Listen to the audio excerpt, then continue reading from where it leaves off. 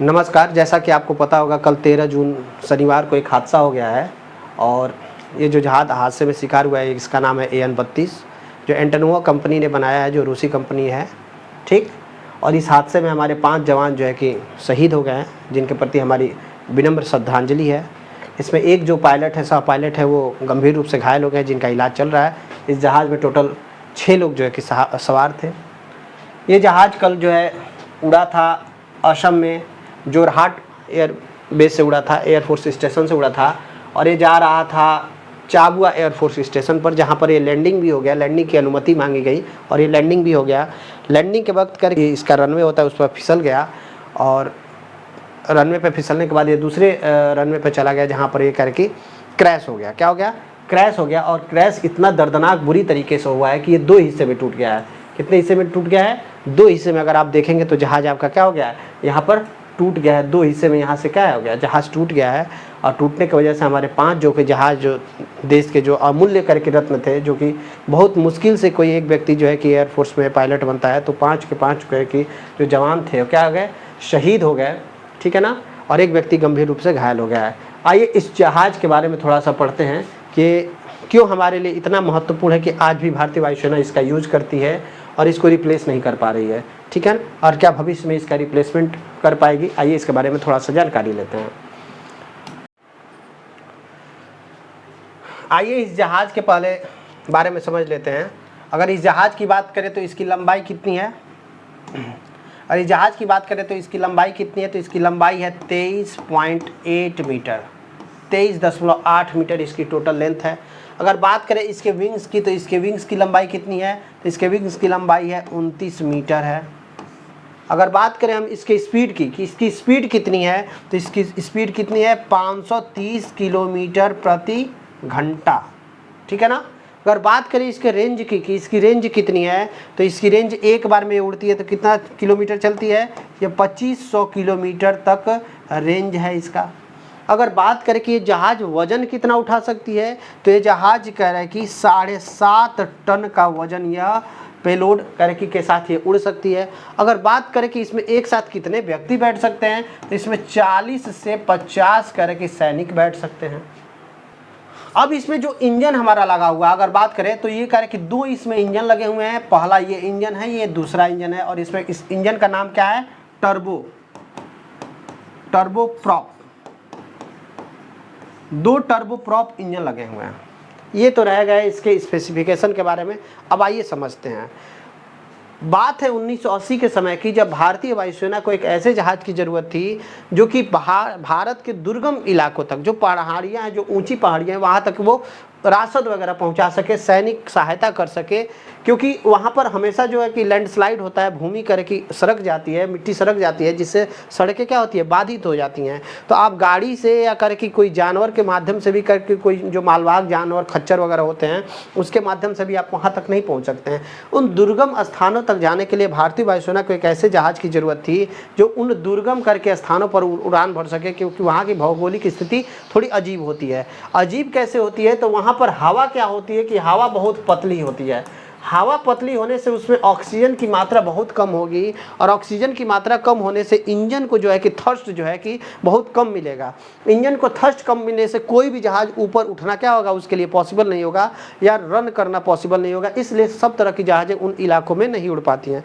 अभी भारत ने अपना जो बनाया HAL बनाया है, जिसको हम तेजस जहाज़ कहते हैं, उसको हल्का क्यों बनाया है, ताकि वो वहाँ तक उड़ सके। जो चेतक हेलीकॉप्टर हैं, जो ऐसे कुछ हेलीकॉप्टर हैं जो बहुत हल्के हैं, ताकि वहाँ तक क्या कर सकें, उड़ सकें। तो एक ऐसे जहाज़ की ज़रूरत थी, इसलिए भारत ने क्या कहा, कारण कि जब भारत ने सोवियत संघ के एक जहाज़ देखा जिसका नाम था AN-32, क्या था, AN-26, सॉरी AN-26। कौन सी कंपनी बनाती थी, तो एंटोनोवा बनाती थी। क्या बनाती थी, एंटोनोवा कंपनी का रखी ये बनाती थी जहाज़ को। तब भारत ने ऐसे जहाज़ को देखा तो उसको लगा कि हमको ये जहाज़ जो है कि चाहिए। लेकिन भारत ने उस कंपनी से कहा कि हमको यही जहाज़ चाहिए, सेम मॉडल में चाहिए, लेकिन हमें इंजन इससे दमदार चाहिए, ताकतवर चाहिए। तब वहाँ जब उस समय सोवियत संघ था, कब था, सोवियत संघ, हम कब की बात कर रहे हैं, 1976 की बात कर रहे हैं। तब वहाँ पर सोवियत संघ था। तो उसने भारत के इस प्रस्ताव को स्वीकार किया और उसने भारत के लिए एक जहाज़ बनाया था जिसका नाम था AN-32। इसका और भी संस्करण चला 26 के बाद, इसका और भी 24 था, सॉरी, जो शुरुआती बना था, सबसे पहले बना था वो क्या था, 24 था। क्या था, 24 था। बाद में उसने 26 भी बनाया, 30 भी बनाया, और भारत को जो दिया उसका नाम था AN-32। AN-32 की विशेष फीचर ये था कि इसका इंजन क्या था, ऊपर की ओर शिफ्ट किया गया था। जैसा कि आप इस जहाज में देख सकते हैं, अगर आप इस जहाज को देखें तो ये कमर्शियल जहाज है और इसका इंजन कहाँ है, विंग्स के नीचे। कहाँ है, विंग्स के नीचे है। और इस जहाज का जो इंजन है कहाँ है, विंग्स के ऊपर है। ये विंग्स के ऊपर इसको इसीलिए रखा गया है क्योंकि ये जहाज करके जिस रनवे पर उतरेगी वो रनवे उबड़ खाबड़ होगा। उबड़ खाबड़ होने के साथ ही उसमें जो छोटे छोटे कंकड़ पत्थर होंगे वो उड़ के इंजन में जा सकते हैं, जिससे कि इंजन क्या हो सकता है, इसका डैमेज हो सकता है। इसलिए इसके इंजन को क्या किया गया है, अपर साइड रखा गया है। साथ ही इसमें अगर आप ब्लेड्स देखेंगे तो ब्लेड्स की जो लंबाई और चौड़ाई है वो क्या है, बहुत ज़्यादा है। ऐसा इसलिए किया गया है ताकि ज़्यादा से ज़्यादा एयर को शक करके कहाँ भेज सके, इंजन में सप्लाई दे सके, जिससे कि हमें ज़्यादा बल्क मात्रा में ऑक्सीजन प्राप्त हो सके, जिससे कि इंजन को ताकत मिल सके।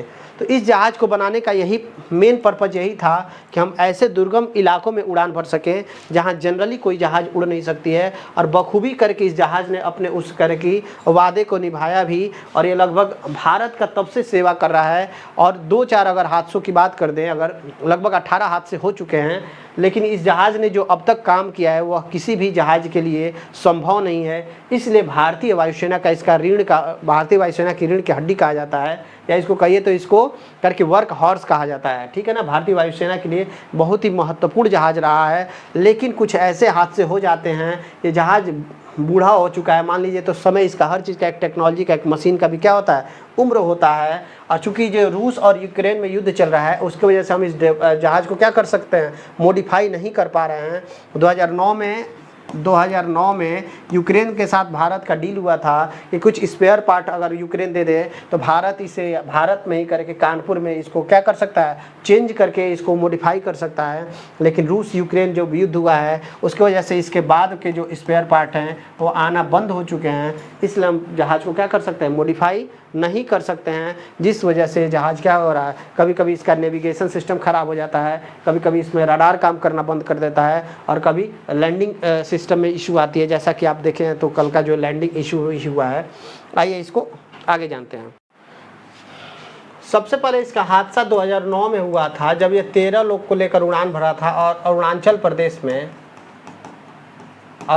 प्रदेश में हादसे का क्या हो गया था, शिकार हो गया था। इसके साथ ही कह रहे हैं कि यह जून में 2019 में या फिर 13 लोग को लेकर चला था। कहाँ से चला था, इसी एयरबेस से चला था जहाँ से कल चला था, जोरहाट से चला था। और ये कहाँ के लिए चला था, अरुणाचल प्रदेश के लिए चला था। उसमें भी ये 13 लोग क्या हो गए थे, शहीद हो गए थे। लेकिन जो सबसे इसका प्रमुख हादसा माना जाता है वो माना जाता है जुलाई में 2016 में, कह कि यह 29 लोग को लेकर चला था।